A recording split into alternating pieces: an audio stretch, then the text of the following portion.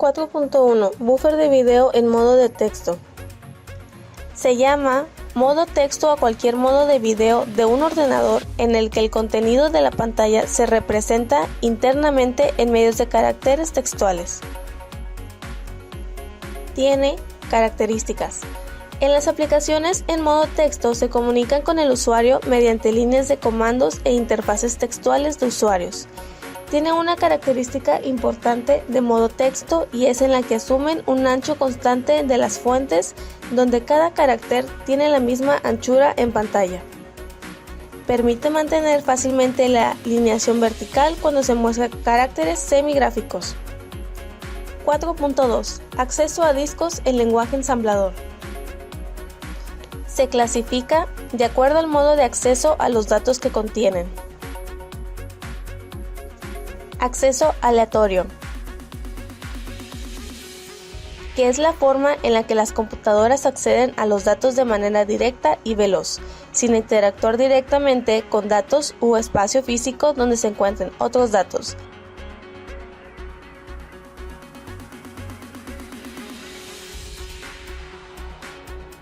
Ejemplo, dispositivos donde se realiza este modo de acceso: disco duro, memoria USB, disquete, memoria RAM, unidad SSD, memoria caché, lector de disco óptico, unidad LS120. Acceso secuencial. Este método es la forma en la que la computadora accede a los datos de manera que es necesario interactuar directamente con los datos o el espacio físico donde se encuentran otros datos. Acceso al disco duro en ensamblador. Para leer o escribir en un disco no se realiza byte a byte, sino más bien en bloques de byte, debido a que el acceso a disco implica movimientos mecánicos, además de que el acceso se da por sectores. Dispositivos en el que se realiza este método de acceso: tocadiscos, lectora de cintas de respaldo, grabador de discos ópticos, casetera. 4.3 Programación del puerto serial. Comunicación serial. Es el puerto serial, puerto COM, puerto de comunicaciones y puerto RS232. Hace referencia al mismo puerto. Se le llama serial porque permite el envío de datos uno detrás de otro. El puerto serie nos permite la facilidad de conectar nuestro ordenador personal a cualquier desarrollo realizado por microcontrolador. Se representa de la siguiente manera.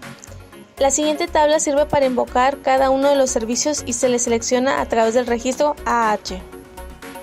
Para poder enviar un dato por el puerto serial, bastará con colocar en el registro AH el valor 01 correspondiente a ese servicio y en el registro AL el dato a ser enviado, invocando de nuevo la interrupción 14H.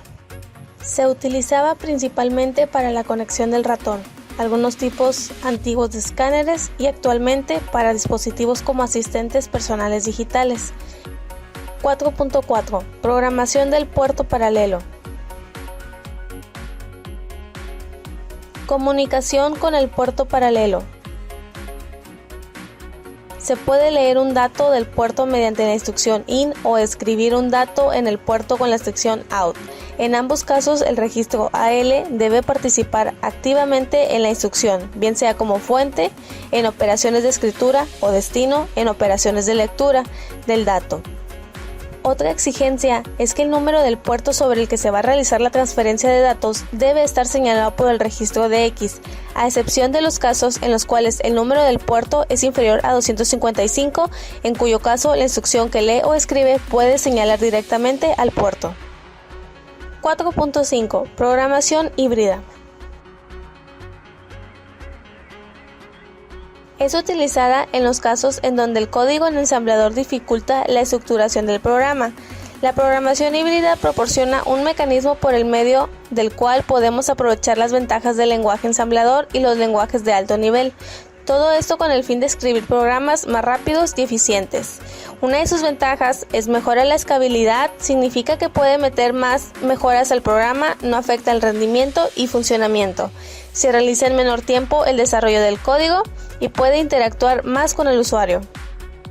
4.6 Programación del puerto USB. Se puede acudir a la interrupción 14H de la ROM BIOS para configurar, leer, escribir o simplemente para conocer el estado del puerto. Cada una de esas 4 opciones es un servicio de interrupción y se selecciona a través del registro AH.